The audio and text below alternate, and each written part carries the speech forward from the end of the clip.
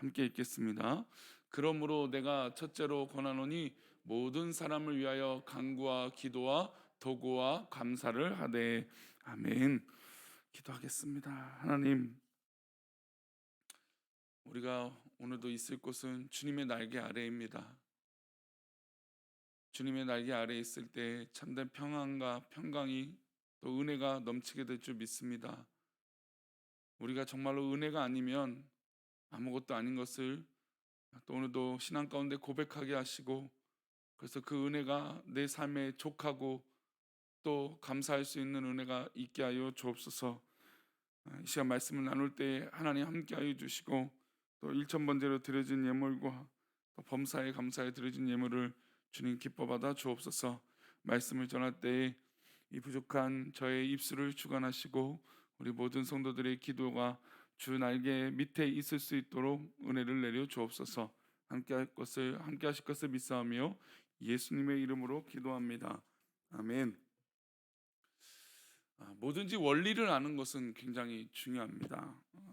뭐 자동차나 아니면 내가 쓰고 있는 것이나 아니면 집에서 있는 도구들을 그것이 어떻게 작동이 되는지, 어떤 원리로 이것을 하는지를 이해하면 훨씬 더 그것을 이용하는데 효율적으로 사용할 수 있습니다. 원리를 알지 모르고 그냥 뭐 내가 아는 대로만, 내가 본 대로만 한다면 거기까지만 그것을 활용할 수 있을 것입니다. 근데 원리를 알면 이것이 이렇게 됐기 때문에 그 모든 과정을 이해할 수 있는 것이고, 또 상황을 이해할 수 있는 것이고, 그 제품에 대해서 또 뭐 예를 들어서 자동차에 대해서 충분한 어떤 그런 활용들을 할 수 있습니다. 아무리 요즘같이 첨단 사회가 됐어도 근간을 이루고 있는 원리는 변하지 않는 것이죠. 자동차에는 엔진이 있어야 되는 것이고 기름을 넣어야 운행을 할 수 있는 것처럼 뭐 이 기본적인 원리는 바뀌지 않는다는 겁니다. 뭐 이런 이 우리가 사용하는 물건, 뭐 활용하는 도구 그것뿐만 아니라 목회에서도 또 교회 안에서도 이 원리를 이해하는 것은 굉장히 중요합니다. 우리가 디모데 전후서는 우리가 잘 알다시피 바울 사도가 디모데에게 이 목회에 대해서 알려주고 또 가르치고 또 사랑하는 교회였던 에베소 교회에서 그 사역들을 감당할 때 이런 사역의 원리를 가지고 디모데가 살아갔으면 좋겠다라고 하는 이 당부의 원리가 담겨져 있습니다. 바울이 에베소 교회에 대한 애정은 뭐 사실 다른 교회보다 더 깊고 더 많은 것을 우리는 알고 있습니다. 그런 바울이 디모데에게 에베소 교회를 부탁한 것입니까? 가장 애정이 많은 이 교회, 사실 바울 사도가 복음을 전파할 때 그 지역에 있던 모든 우상들을 또 책들을 불태우고 또 하나님 앞에 부응하고 또 교회의 규모로 봤을 때도 가장 큰 교회였던 이 에베소 교회.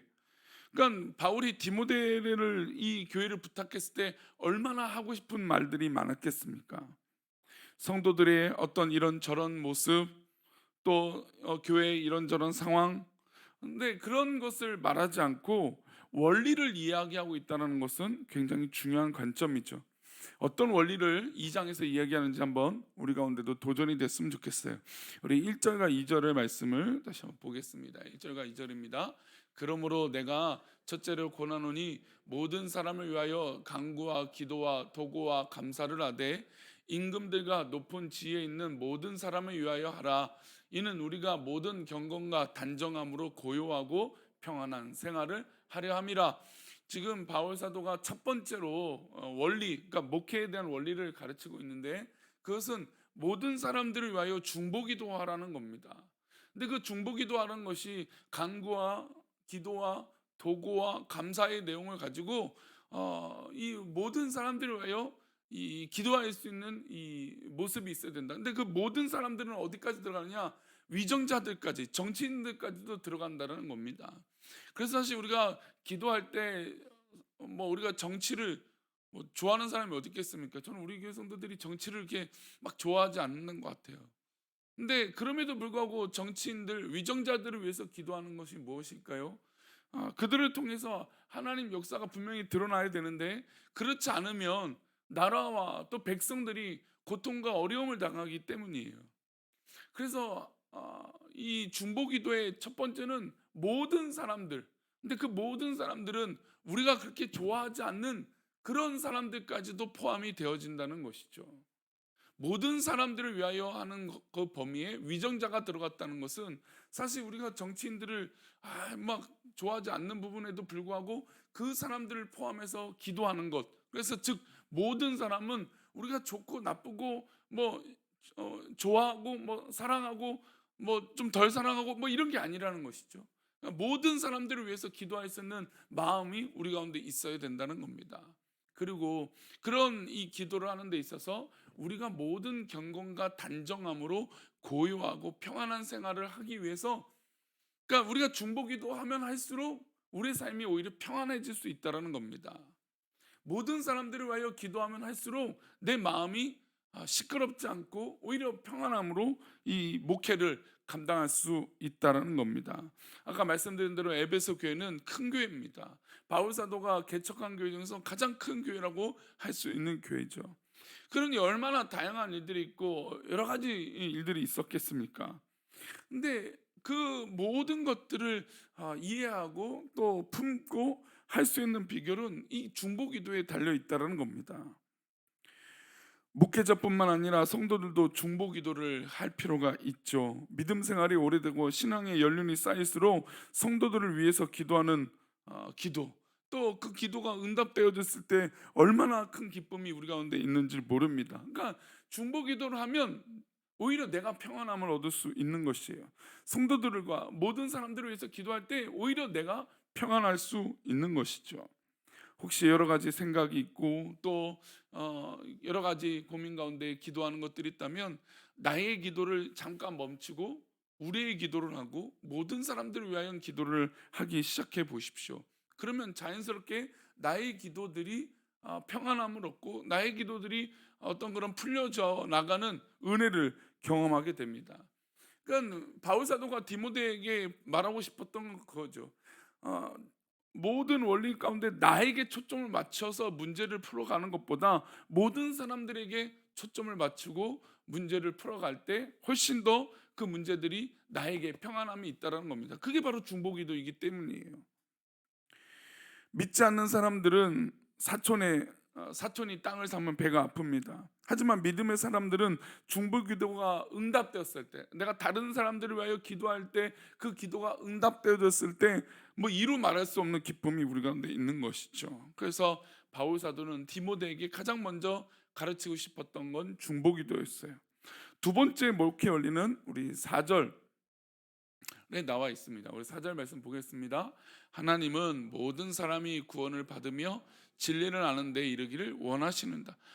바울 사도가 디모데에게 목회의 원리 가운데 두 번째로 접근하는 건 전도예요. 복음이에요. 하나님은 모든 사람이 구원을 받으며 진리를 아는 데 이르기를 원하시는 거예요. 자, 두 가지가 있죠. 구원을 받고 그리고 진리를 아는데 진리를 아는데 이르기를 원하신다. 그러니까 구원을 받으면서 진리를 아는 거예요. 제가 지금 2주 동안 또 아마 다음 주에도 이제 그 부분 이 골로새서 3장 10절 우리가 새 사람을 입는데 새 사람 입는 범위가 어디까지입니까? 지식에까지 새롭게 된다는 겁니다. 그러니까 구원을 받아서 새 사람이 됐는데 어디까지 이르러야 돼요? 진리. 그러니까 나의 진리가 아니라 하나님의 진리에 이르는 데까지 이르는 것이에요. 그러니까 구원을 받은 것을 끝나지 않아요. 우리가 신앙인들이 조금 착각하는 건 내가 구원을 받고 내가 은혜를 받고 내가 하나님을 아버지라고 불렀다. 거기서 끝나는 게 아니라는 것이죠. 거기서 끝나는 것이 아니라 우리가 성화의 과정, 즉 거룩함과 정말 성숙함의 단계에 이르기 위해서는 우리의 지식을 깨고 하나님을 아는데 이 진리 가운데 계속해서 이루는 삶을 훈련되어져야 된다는 겁니다. 이것이 바로 구원의 완성을 이루는 우리 성도들의 모습이에요. 가장 좋은 건 이 복음을 전하는데 우리가 더욱더 열심을 내는 이 삶이 되어져야 돼요. 저도 요즘 들어 어떤 그런 도전을 받고 있는 건 이제 다섯 번째 얘기를 드린 거예요. 제가 운동할 때 불신자를 만나는 거예요.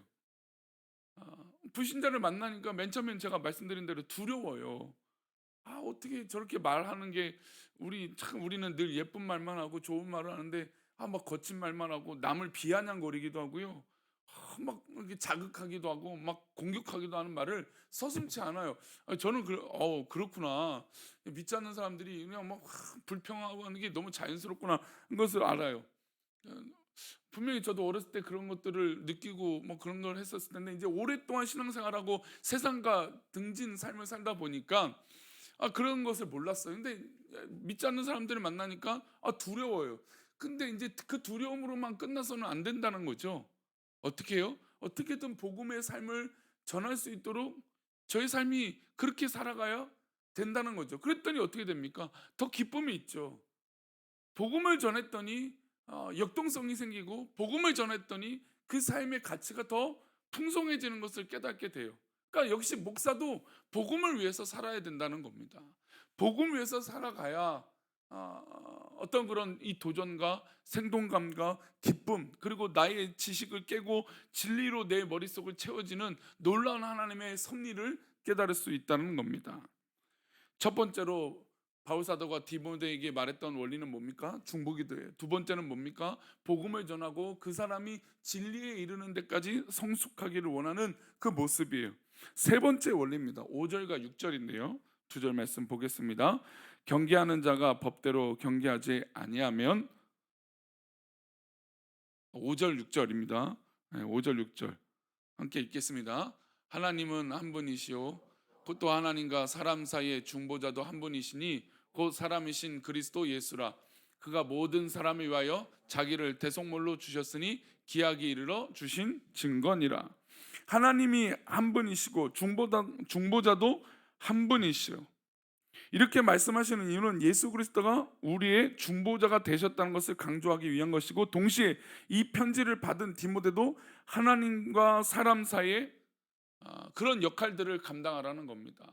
하나님은 한 분이시고 또 하나님과 사람 사이의 중보장도 한 분이시고 곧 사람이신 그리스도 예수, 즉 우리의 삶 가운데 예수님이 우선이라는 것이고 예수님이 우리의 문제의 해결자라는 겁니다. 목회를 하고 사역을 하다 보면 여러 가지 갈등과 고민들이 생길 수 있습니다.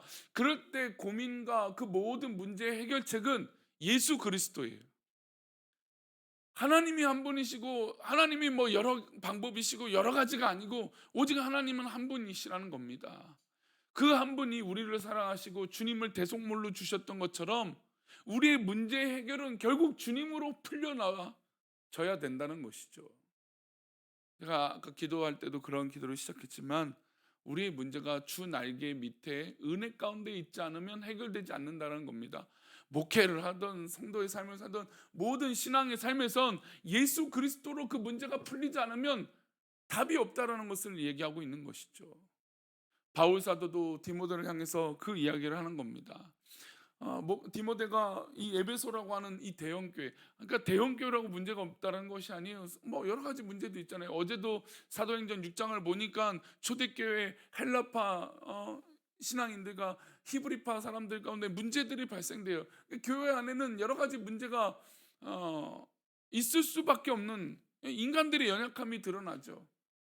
목사는 목사 나름대로, 성도는 성도 나름대로 당연히 문제가 있어요. 저는 좀 아직 교회는 문제가 없어야 돼라고 생각하는 부분들이 좀 큰 것 같아요. 근데 인간이 살아가는 건 문제가 없을 수 없다라는 겁니다. 예. 뭐 대형 교회 뭐 없습니까? 뭐 큰 문제가 있죠. 어려움이 있죠. 근데 그 문제 해결의 결론은 결국은 중보자이신 예수 그리스도로 결론이 나아져야 된다는 거죠. 이 어려움들, 이 불편한 것들, 이 여러 가지 고민들, 이 문제의 정답은 결국의 결론은 예수 그리스도예요.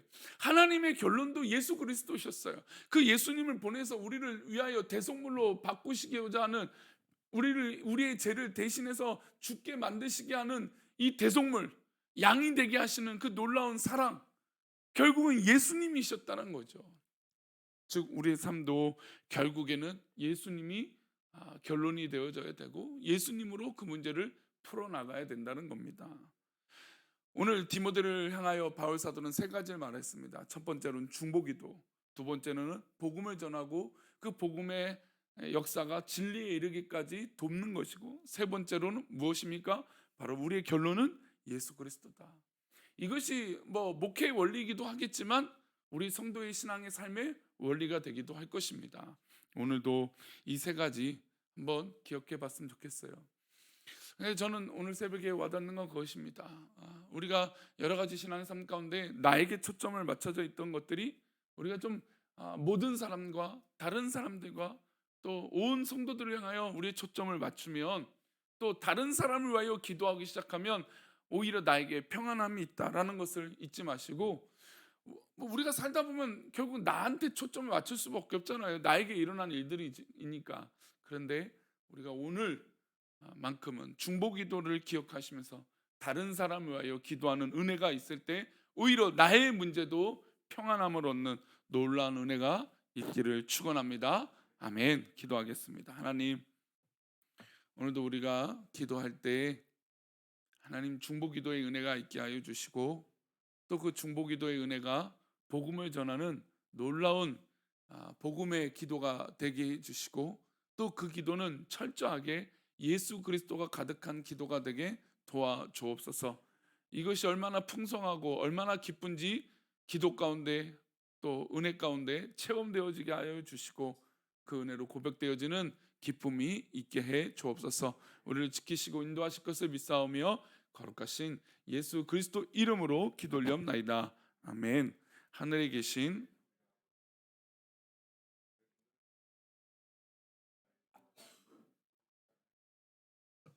땅에서도 이루어지이다. 오늘날 우리에게 일용할 양식을 주옵시고, 우리가 우리에게 죄 지은 자를 사하여 준 것 같이 우리 죄를 사하여 주옵시고, 우리를 시험에 들게 하지 마옵시고 다만 악에서 구하옵소서. 대개 나라와 권세와 영광이 아버지께 영원히 있사옵나이다. 아멘.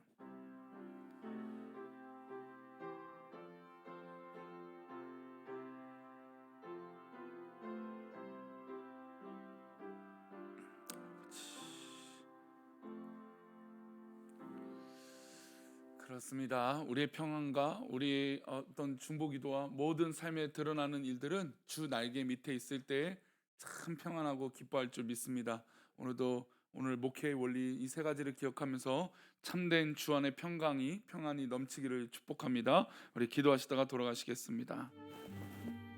아버지 주시옵소서.